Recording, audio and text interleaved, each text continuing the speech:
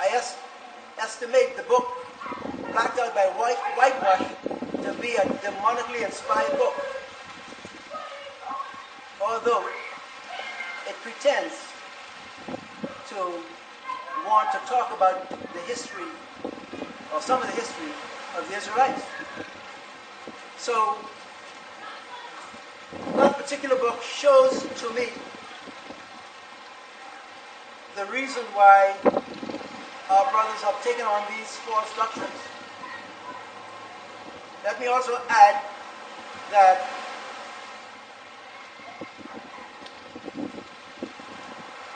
we have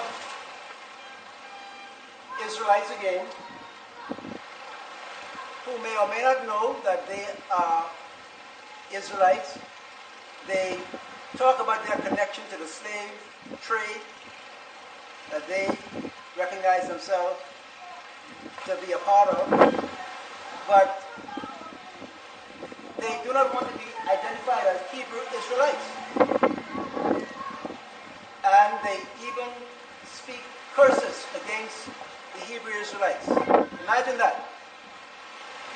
Israelites cursing themselves and wishing not to be a part of their own nation, despising their own nation. When the scriptures tells us in the book of Isaiah, chapter 63, verses 8 and 9. Let's look forward and see what it says. Isaiah 63, verses 8 and 9. Here it goes. And he said, they are my people, children who do not act falsely. And he became their Savior.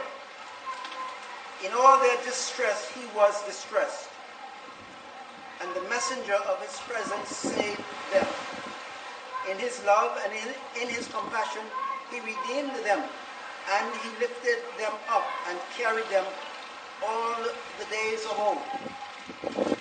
So, now you have Israelites despising their own nation. And yet we are told here that the Most High made a plan, set in motion a plan, that himself was the Savior of Israel, and that in all the afflictions of the Israelites, he was afflicted. So if the Most High has identified himself with the nation of Israel, how is it that Israelites themselves despise their own people, do not want to be identified with the nation of Israel? They rather talk about Kemet, Tahudi, Mayat, and all that Egyptian foolishness. It's a shame. Shame. All right. Let's go a little bit deeper into the name and the nature of world conflict.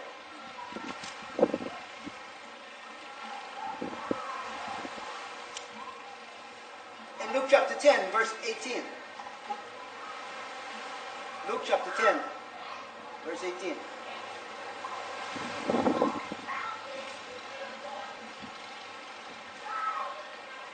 Here it goes. And he said to them, I saw Satan falling out of the heaven as lightning.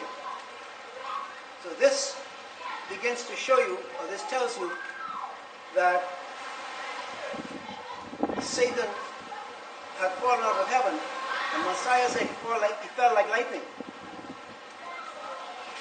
If he fell out of heaven with that kind of a speed, there had to be something that caused him to come out that fast. So we're told in Revelation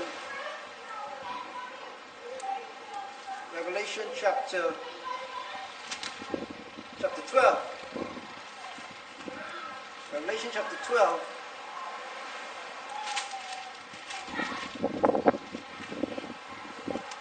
Revelation chapter 12, verse 7.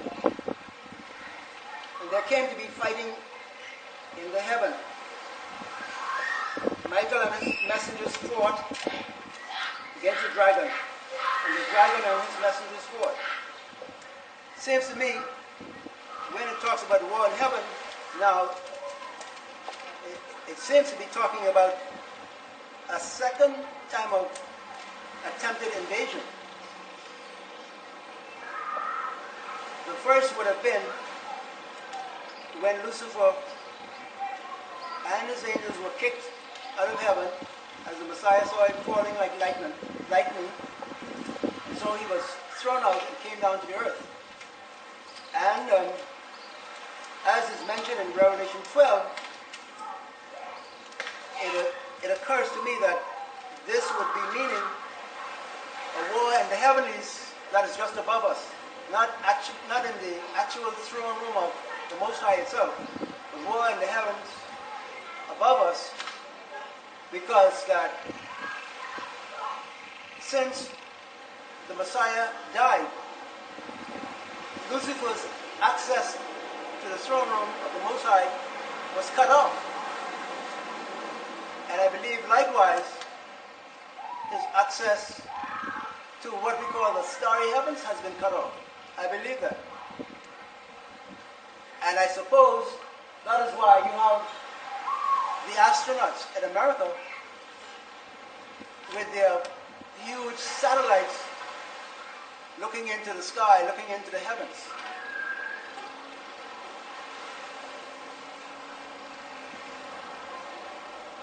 Whereas Satan could have gone into the heavens and his angels and maybe help them to strategize there.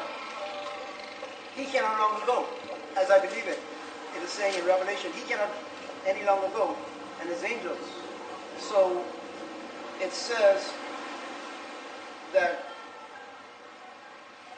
they have been thrown down and confirmed,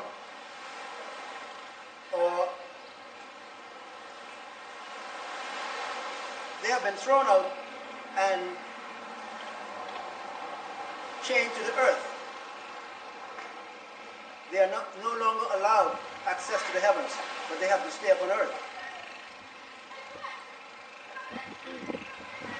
In verse 12 of chapter 12 it says, because of this, O heavens,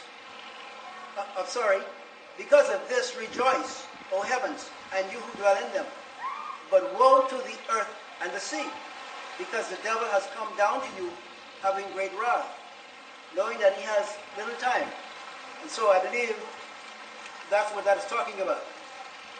So then he has to use America to help him and the demons navigate space. That's why they have their huge satellites looking up into space. And imagine when President Ronald Reagan came into the presidency of the United States, I believe it was the 70s, 80s. The thing that I think most marks his presidency was the bringing into reality SDI, the Strategic Defense Initiative, so that they could build space station in space. And you know, as soon as I understood that they began SDI, I knew immediately that America was looking for opportunity to search the sky to see when the Messiah would be coming back, because they think that they can shoot him down when he's coming back. That's how foolish they are.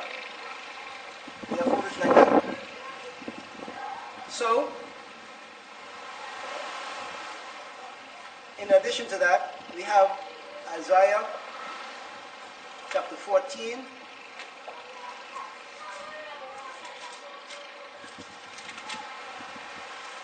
Isaiah chapter 14, verse 12 through 17. How have you fallen from heaven, O Hallel? King James says, O Lucifer, son of the morning. You have been cut down to the ground, you who laid low the Gentiles.